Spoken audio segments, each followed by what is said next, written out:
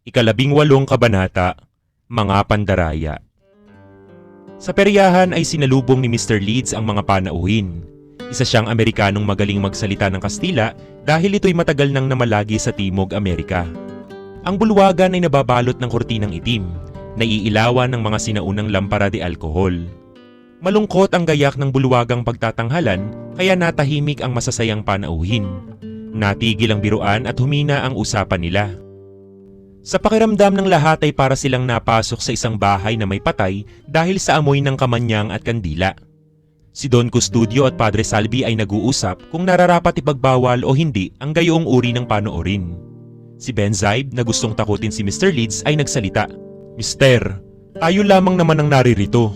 Mapapayagan ba ninyong maipakita ko sa kanila ang daya? Alam naming ang lahat ng iyan ay ukol lamang sa optika.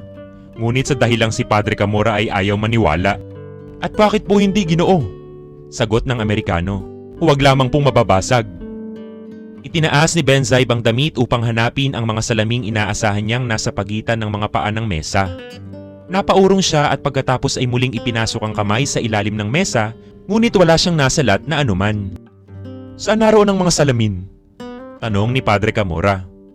Naghanap muli si Benzaib. Ginalugad ng mabuti ngunit wala siyang nakita. "May nawawala ba sa inyo?" tanong ni Mr. Leeds. "Ang mga salamin, mister.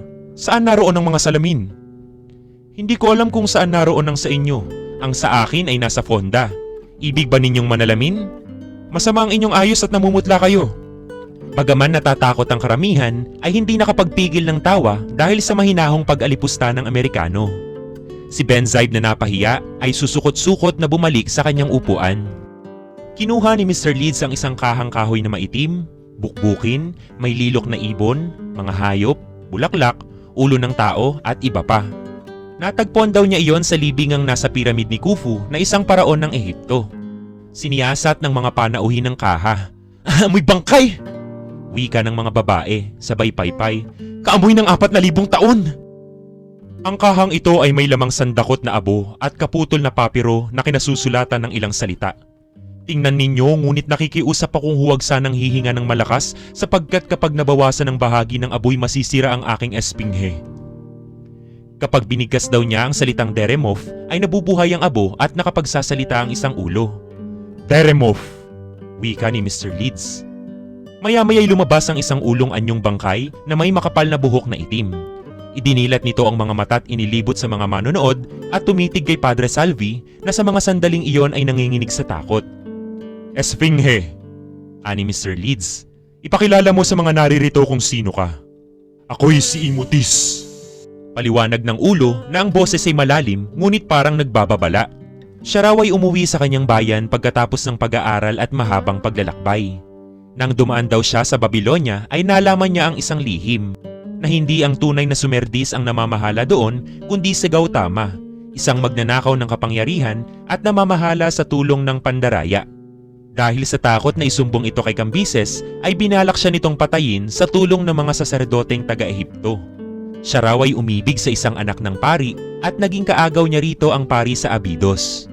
Nagpanukala ang pari ng kaguluhan at siya ang isinangkalan. Isinakdal daw siya, napiit, tumakas at saka napatay. "Nabuhay akong muli upang ibunyag ang inyong mga kataksilan.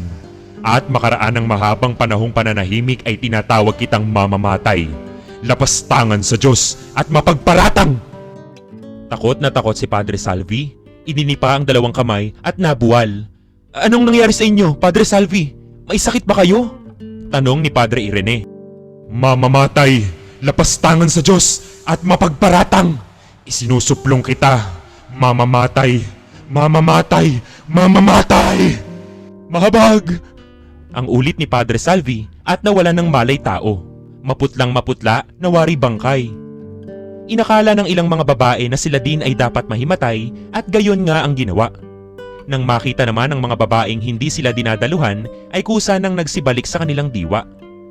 Samantala, naging abong muli ang ulo at inilagay na muli ni Mr. Leeds ang damit na itim sa ibabaw ng mesa at yumukod sa mga manunood. "Kailangang ipagbawal ang pagtatanghal na ito," sabi ni Don Custodio. "Lubang hamak at mahalay, lalong-lalo na kung hindi ginagamitan ng salamin," sabi ni Benzaib. Kinabukasan, ang isinulat na balita ni Benzaib ay tumutukoy sa mga karunungang lihim, espiritismo at iba pa.